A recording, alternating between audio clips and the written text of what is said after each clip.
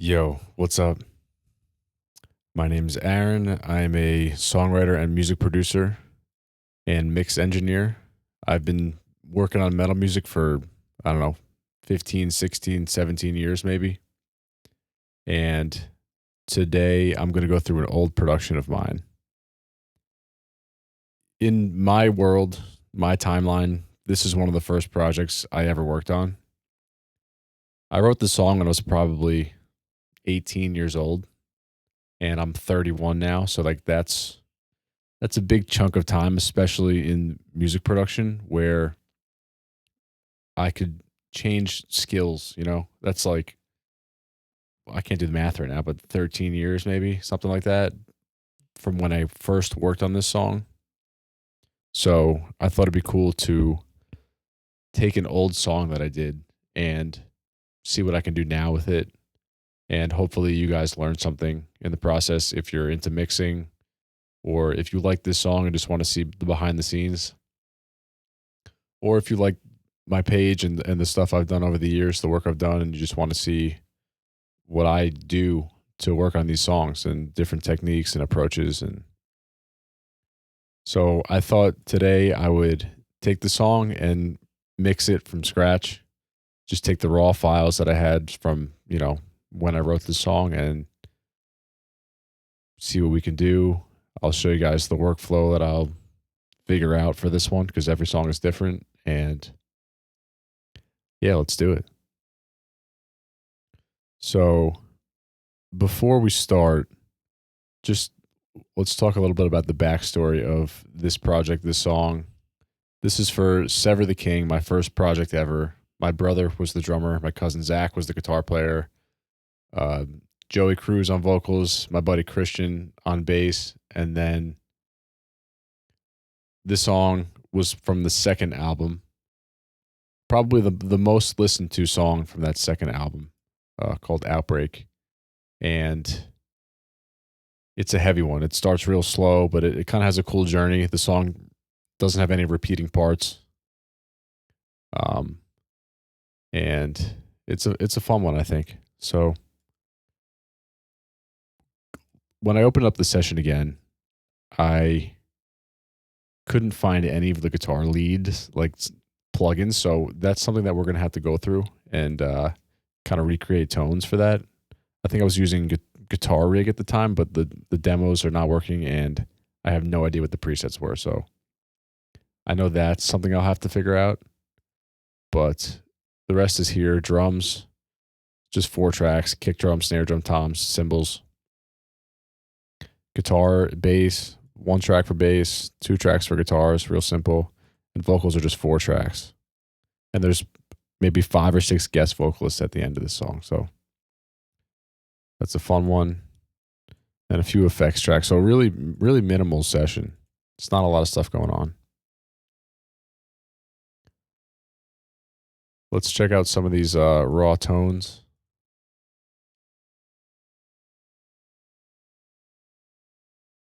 Drums. Let's go through drums.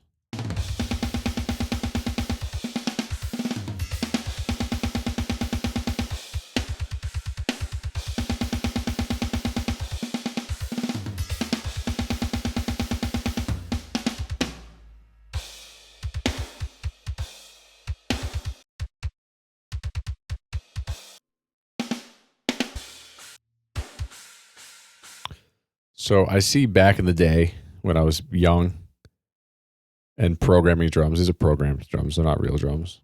I think it's Superior Drummer for the cymbals, and then different shell samples that I had at the time for the shells that I printed.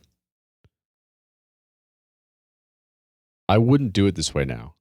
I can hear that I have no overhead kick, snare, tom sound in the cymbal track. They're all kind of baked into each individual track. I would not do that now. Nowadays, if I had an overhead track, I would put the kick drum overhead sound into that. Kind of treat it as like you're miking a drum kit and you put up cymbal mics. You can hear the kit in those cymbal mics. I think this is a worse way to do it. Like, because I only have a kick drum here. That's the only kick sound I'm getting. It's not going to, at least for program drums, it's not going to replicate a live sounding kit. if there's no, kick overhead sound in the kicks or kick room in the overhead track. It's just cymbals. That'll sound more fake if you're using program drums. Same with the snare. It's all baked into this snare track.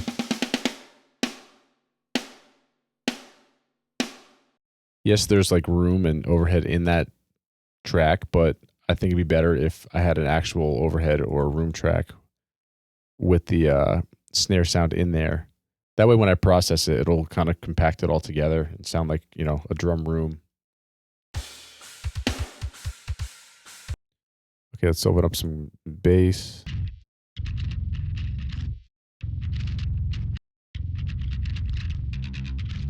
Really low tuned. Probably like drop E, maybe on like an 8 string or something.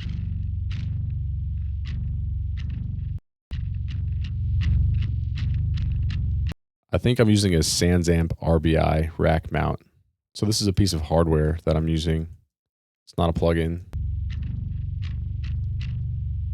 There's a lot of noise in it. I hear like this like humming sound. That's probably just me being young and not knowing what I'm doing.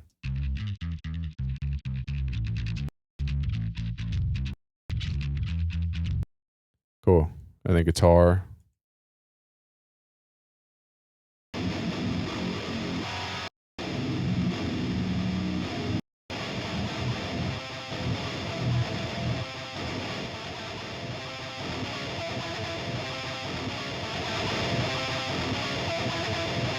So this is a real amp. It's definitely my PV6505 Plus into a Mesa cab. And I probably used 1 or 2 mics. Probably an SM57. And just miking the cab. So I hear some fizziness I'll probably take out later.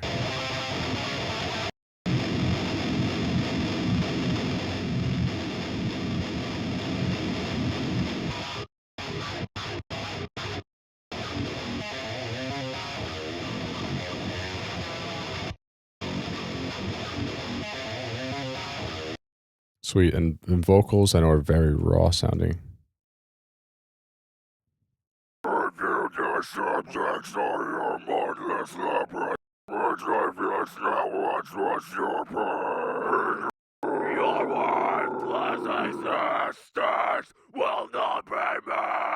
Yeah, no processing at all. Probably an SM7B. Yeah, very raw sounding. So we're going to have to do a lot to make this sound interesting.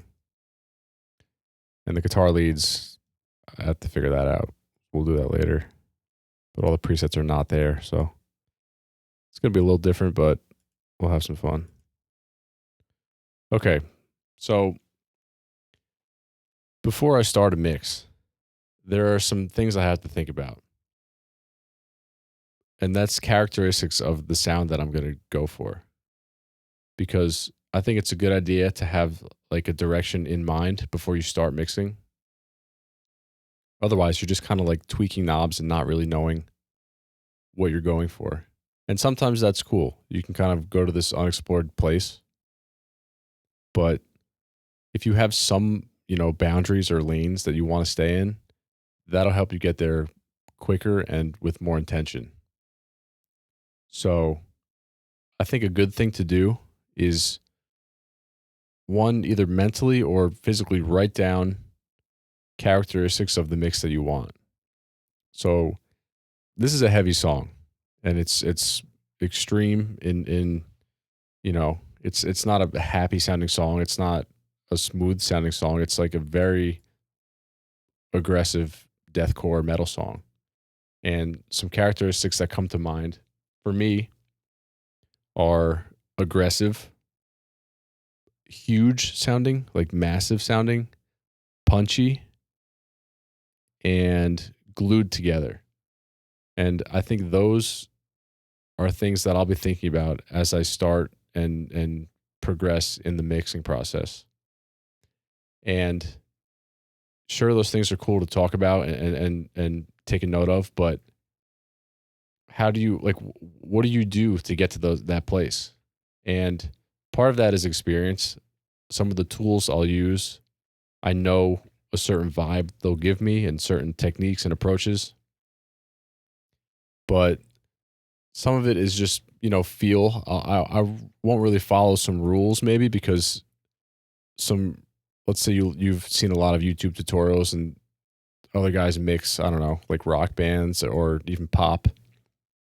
Some of that stuff may not work on songs that you're working on. And a lot of this stuff has to come down to your intuition and how you feel things should be, even if it doesn't look or sound perfect. It's got to have character. Music at the end of the day is an emotion. And I know we're combining the technical aspect here with emotion, but emotion should win. And there's no right way to do this stuff. I'm going to do stuff my way, and if you pick up on it, that's awesome. But take everything I do with a grain of salt because you might not do it exactly what I do, but hopefully some things could inspire you to do stuff your way and just maybe open your mind up. So, okay, so where do you start a mix? Now that I have an idea of where I'm headed, like now that we have the tracks, where do you start? I know some guys that they balance all the tracks in the session first before they touch a plugin. And they'll do that with, volume fader. This screen you could use, the mix window. For some reason, I never use this window. I like this window because I can see I can see the waveform and I can see the inserts, the plugins I want to use, and the volumes right here and the pannings right here. So I just prefer this window. Some guys don't like to look at the waveform. They just like to use this window. Not my favorite. So, okay. A lot of the times in metal mixes, I'll start with the drums. That to me that they feel like a big foundation of the song usually because most metal songs are the drums are a big part of it. Everything else is important too, but for the sake of starting somewhere important, I'm going to start on the drums because they will dictate qualities that I talked about before: punch, aggression. So let's start there. So I'm going to go into solo mode with the drums for a little and just get them to a spot that I feel feels interesting, feels punchy, feels aggressive, feels good.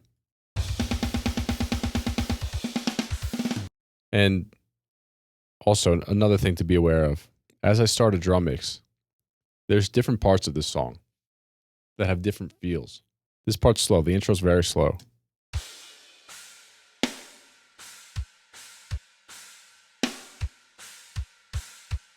But this part over here is fast. And before you start putting plugins on, snare drums and kick drums and all this stuff, I would say be aware of how this changes because if you process the snare only on a slow part, and then when you go to the fast part, it might sound totally wrong for the vibe. And we could either, duplicate the snare track and only process on the fast part for that specific moment of the song, or we could automate and change the snare plugin chain during that part, or you can find a middle ground that works for both and then tweak per section. That's a big part of this stuff is tweaking, for me at least, per section. And that's kind of a later step, but just want to be aware of that before I start, just putting plugins on.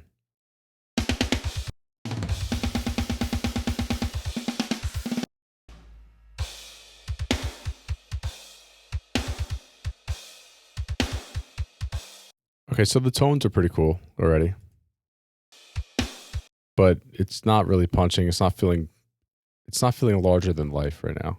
And that's kind of what I'm going to go for.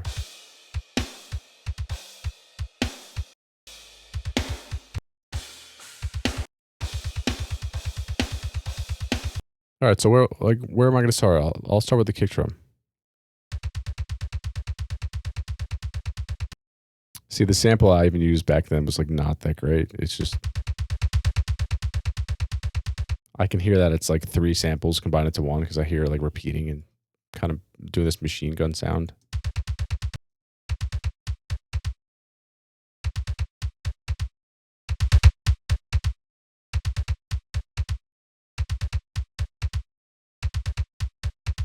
All right, let's talk about some qualities that I was talking about before. Punchy, aggressive. Punchy can come from two things. You can use compression to get punchy, and you can also use a transient plugin, transient designer.